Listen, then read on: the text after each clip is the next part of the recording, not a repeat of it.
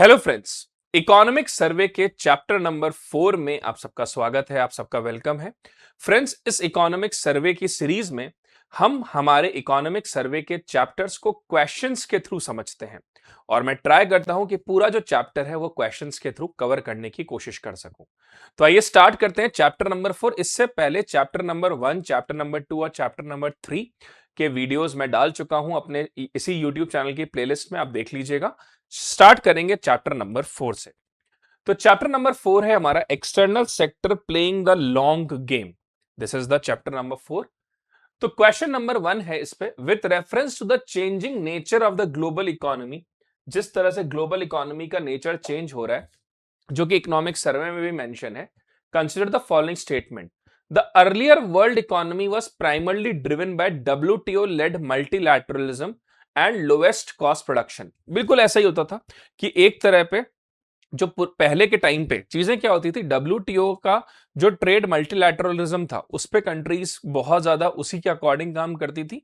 और इस पे एक चीज पे और कंट्रीज बहुत मैटर करती थी कि जो प्रोडक्शन कॉस्ट है वो कम से कम हो, यानी lower cost of production was the first priority.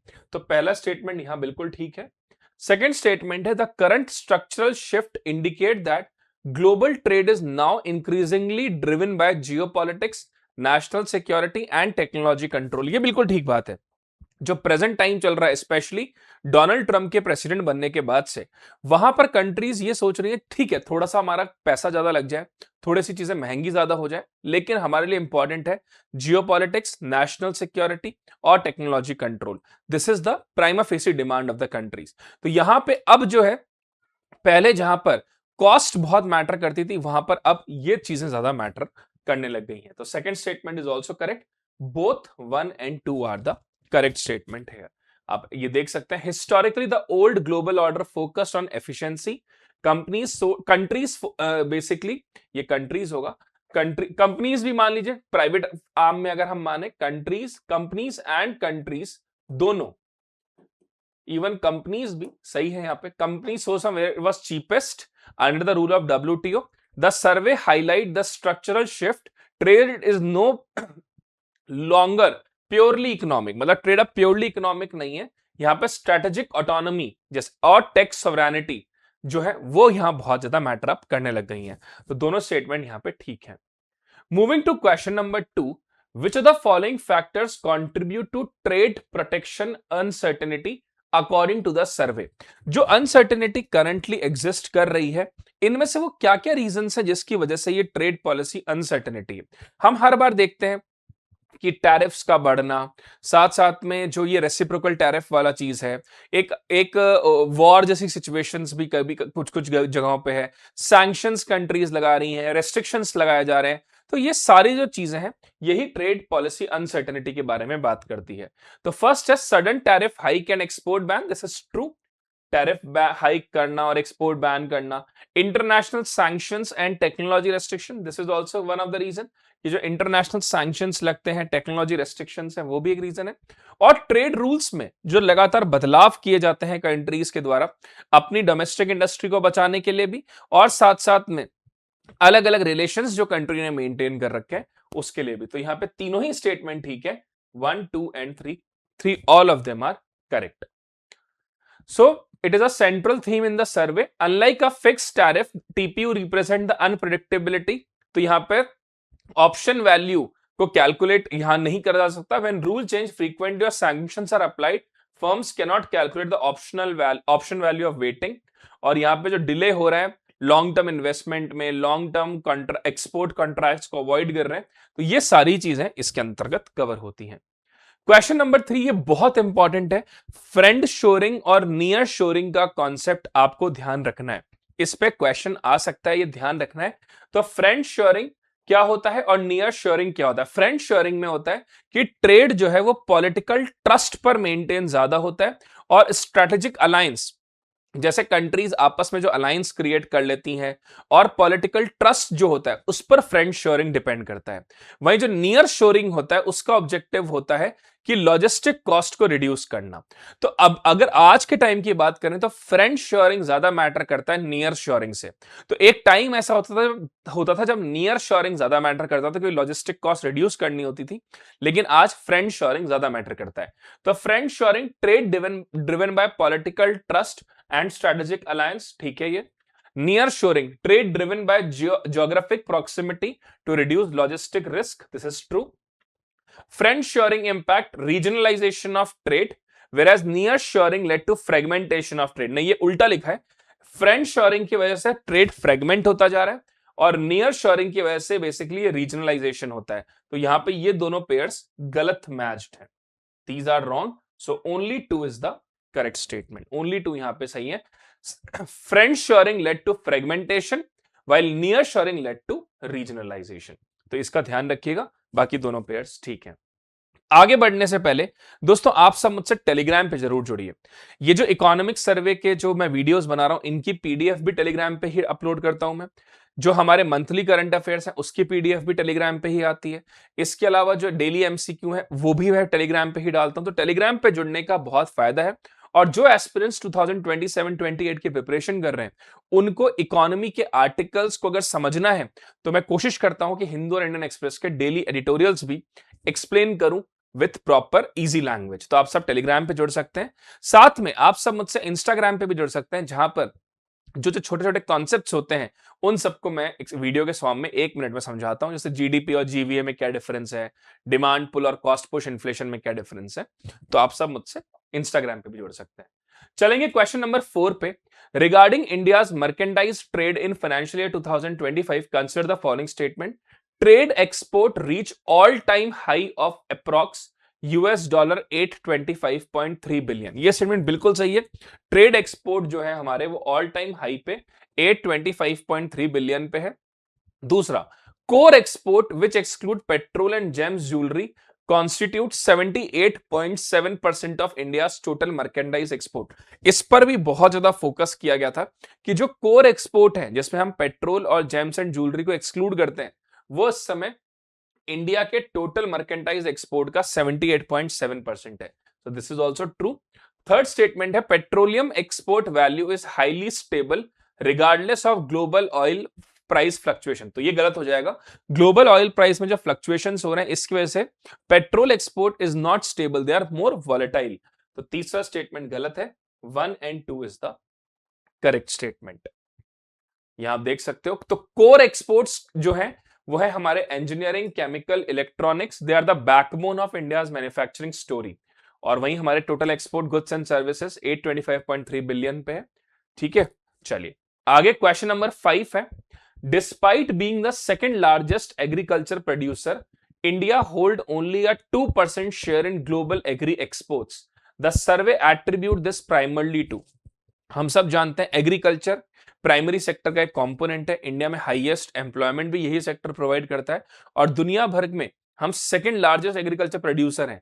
लेकिन उसके बावजूद भी एग्री एक्सपोर्ट में हमारा शेयर सिर्फ 2% है।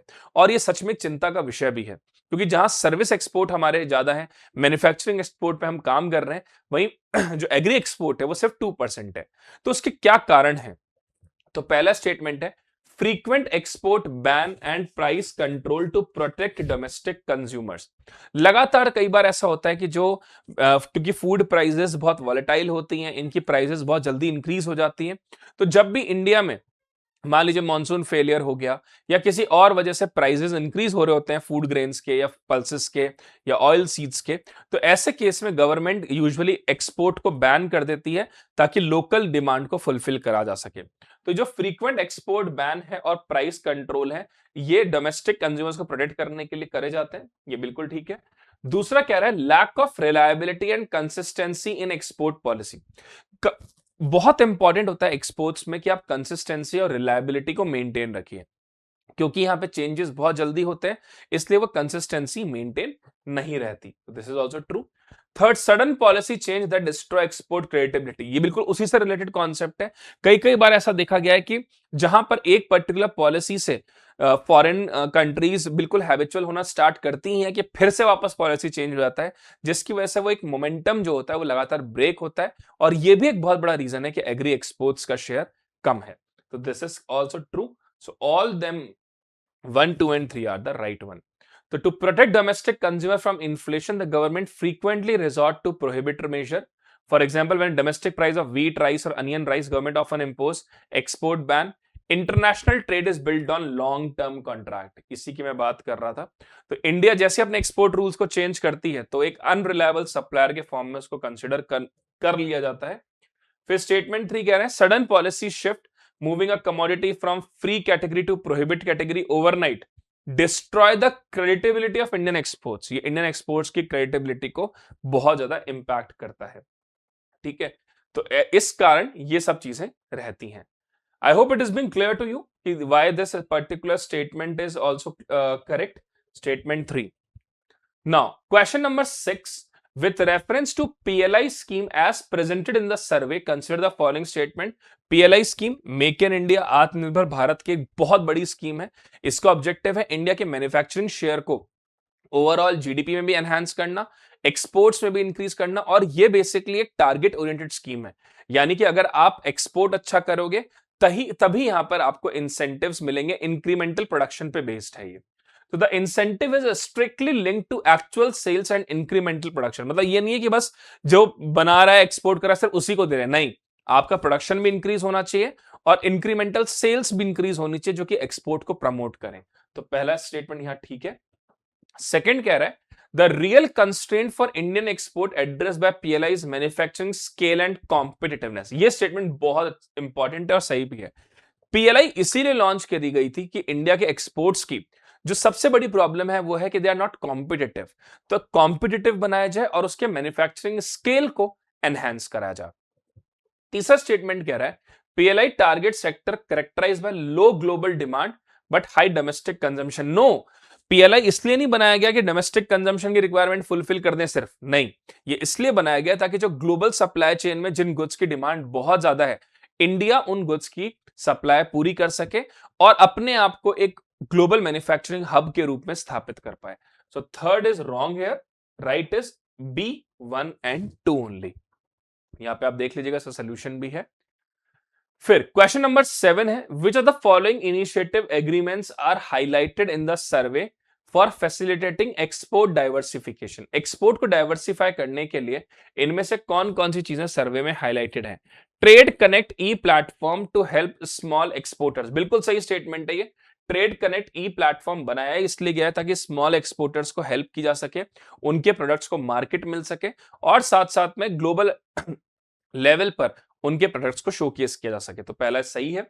India Oman CEPA comprehensive economic partnership agreement and India UAE CEPA, ये तो अभी बहुत ज्यादा चल ही रहा है। इंडिया जिस तेजी से सेपा साइन किए है, अभी इंडिया ईयू एफटीए हुआ है, साथ साथ में यूएस के साथ ट्रेड डील हुई है। These all things are promoting the export diversification, moving away from over dependence on US and EU market. This is also very important. जहां पे एक समय पर हम बहुत ज्यादा यूरोपियन मार्केट्स और यूएस के मार्केट पे डिपेंडेंट थे, वहां पर हम इन कंट्रीज के साथ तो ट्रेड डील्स कर ही रहे हैं, साथ साथ में अपने आप को डाइवर्सिफाई भी कर रहे हैं। So all of them are right here. यहां पे तीनों ही स्टेटमेंट ठीक है। सो तो यहां पे एमएसएमई के लिए ये ट्रेड ई कनेक्ट प्लेटफॉर्म है, ठीक है। India UAE CEPA, India Oman CEPA, और स्टेटमेंट 3 भी करेक्ट है। इंडिया जो है वो अब हेवीली रिलायंट जो है वो सिर्फ यूएस और इन पर नहीं है। अब इंडिया कोशिश कर रही है ग्लोबल डायनामिक्स में थोड़ा सा शिफ्ट वो कर सके अपनी पॉलिसीज को। Let's move to question number 8 regarding the Indian pharmaceutical sector and trade related aspects of intellectual property rights. Consider the following statement. Pre 2005, India followed a product patent regime allowing companies to copy molecule easily. नहीं, 2005 से पहले India process patent को follow करता था। Post 2005 India adopted a process patent, नहीं, India adopted product patent. तो ये उल्टे लिखे हैं दोनों स्टेटमेंट, ये यहां होना चाहिए था और ये यहां पर। Today India has the highest number of US FDA approved plant outside the US. This is true. आज इंडिया के पास में highest number of US FD approve plant है US outside the US, this is true. ये होता क्या है, देखिए trade related aspects of intellectual property rights is basically patent protection के लिए है। तो 2005 से पहले बहुत इजी होता था कि कोई भी जैसे अप्रूव्ड मेडिसिन है तो उसका अपने जेनरिक वर्जन बना लिया, लेकिन 2005 के बाद से ये नॉर्म्स बहुत स्ट्रिक्ट हो गए, proper R&D compliances and patents लेने पड़ते हैं। तो ये उल्टा है फर्स्ट एंड सेकंड स्टेटमेंट, ये ध्यान रखिएगा। So statement 1 and 2 are flipped. Pre 2005 was process patent and post 2005 is product patent. Moving to question number 9, why India's service export considered resilient to global shock compared to merchandise export? You all know service sector का contribution हमारे GVA में highest है, exports में भी highest है। तो service have less exposure to physical tariff. बिल्कुल ठीक बात है, goods के comparison में services का जो एक्सपोजर है फिजिकल टैरिफ का वो कम है। जैसे मान लीजिए आपने कोई सॉफ्टवेयर अब आप मेल किया है या फिर डिजिटल फॉर्म से भेजा है, तो उस पर फिजिकल टैरिफ कंपैरेटिवली कम एक्सपोज होता है in comparison to goods, this is true. Demand for IT system and backend operation is sticky, ये बात भी बिल्कुल ठीक है। इतनी जल्दी किसी सॉफ्टवेयर को या किसी पर्टिकुलर प्रोसेस को चेंज करना आसान नहीं होता, इसीलिए कंट्रीज यूजुअली सर्विस एक्सपोर्ट्स जो होती है उनको वही फॉलो करती रहती हैं और उनमें हल्के फुल्के जो अपडेट्स आते रहते हैं they will try to focus on that, क्योंकि पूरा सिस्टम को चेंज करना सॉफ्टवेयर के फॉर्म में वो थोड़ा सा टफ होता है। Service can be delivered digitally bypassing physical logistic bottleneck, बिल्कुल ठीक बात है, ये भी सर्विसेज डिलीवर्ड डिजिटली हो जाती हैं और वहां पे फिजिकल लॉजिस्टिक का जो बॉटलनेक होता है वो भी नहीं होता। सो यहाँ पे तीनों ही सही स्टेटमेंट है, D 1, 2 and 3 is the correct statement. तो अब यहाँ देख सकते हैं merchandise trade is heavily impacted by physical barrier. तो यहाँ पे जब ट्रेड वॉर होते हैं, कस्टम ड्यूटीज लगती हैं, टैरिफ्स लगते हैं, तो वह स्टील, इलेक्ट्रॉनिक्स और ऑटोमोबाइल्स पर ज्यादा इंपैक्ट उसका दिखता है और वो एक्सपोज भी जल्दी हो जाते हैं। वहीं जो दूसरी चीज है वो चीजों के ऊपर इंपैक्ट थोड़ा सा कम है। ये आप देख लीजिएगा बाकी explanation. Question number 10. Consider the following data point from the survey regarding India's external sector. India's rank in World Bank's Logistic Performance Index is 38th. बहुत बड़ा इंप्रूवमेंट हमने किया है। Ease of doing businesses को हम we are promoting. This is true. Foreign exchange reserve are sufficient to cover 11 months of import. ये बात भी बहुत हाईलाइट हुई थी कि इंडिया का फॉरेक्स रिजर्व इस समय इतना स्ट्रांग है कि 11 महीने के इंपोर्ट्स को इजीली कवर कर सकता है। Current account deficit has been maintained at a healthy 0.8% of GDP. This is also true. Current account deficit जो होता है वो भी हमारा हेल्दी है, यानी कि हमारे एक्सपोर्ट्स जो है और इंपोर्ट्स का जो डिफरेंस है, बेसिकली इसमें और भी बहुत सारी चीजें आती हैं, लेकिन मेजरली एक्सपोर्ट इंपोर्ट की बात करें तो करंट अकाउंट डेफिसिट जीडीपी का 0.8%। और उसमें सबसे बड़ी बात यह है कि रेमिटेंसेस हमारे बहुत स्ट्रांग है जो कि करंट अकाउंट डेफिसिट का पार्ट होते हैं। तो 1, 2 and 3 all 3 is the correct statement. आप देख सकते हैं इंडिया का रैंक है 38th, क्योंकि पीएम गति शक्ति जैसे प्लान जिसमें इंफ्रास्ट्रक्चर को, मिनिस्ट्रीज को यहाँ पे अलाइन किया गया है, डेडिकेटेड फ्रेट कॉरिडोर हम बना रहे हैं, नेशनल लॉजिस्टिक पॉलिसीज, इन सब चीजों की वजह से हमारी रैंक 38th है। इंडिया के फॉरेन एक्सचेंज रिजर्व 701.4 बिलियन पे है और ये इंडिया के 94% ऑफ टोटल एक्सटर्नल डेट को भी कवर कर सकते हैं और 11 महीने के इंपोर्ट्स को भी। साथ में करंट अकाउंट डेफिसिट 0.8% है जीडीपी का, क्योंकि इसका सबसे बड़ा फायदा है कि हमारे पास रेमिटेंस बहुत ज्यादा आता है और इंडिया वर्ल्ड में हाईएस्ट रेमिटेंसेस रिसीव करने वाला कंट्री भी है। तो दोस्तों ये थे हमारे 10 क्वेश्चंस फ्रॉम चैप्टर 4। उम्मीद करता हूं आपको ये वीडियो अच्छा लगा होगा। अगर आपको ये वीडियो अच्छा लगा है तो प्लीज लाइक करिए, शेयर करिए, कमेंट करिए, सब्सक्राइब करिए। इसी तरह से हम चैप्टर वाइज प्रिपरेशन को, सर्वे को पूरे क्वेश्चंस के फॉर्म में मैं ट्राई करूंगा जितना हो सके पॉसिबल कवर कर सकूं। Thank you and God bless you all.